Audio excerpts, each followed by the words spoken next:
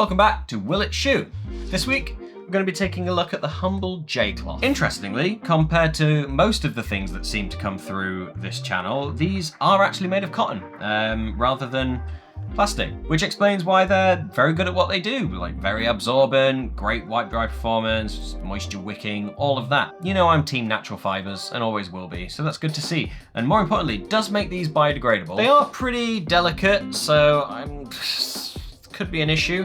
Maybe we're gonna have to layer a few of them up, but I don't make the shoes. I don't know how to make the shoes. I kind of understand the general process, but I'll let someone who's more qualified than me make that decision. So yeah, let's dump these over to the factory, see what they come back with, and see if we can create some shoes that you can just like slide around and clean your floors with or something.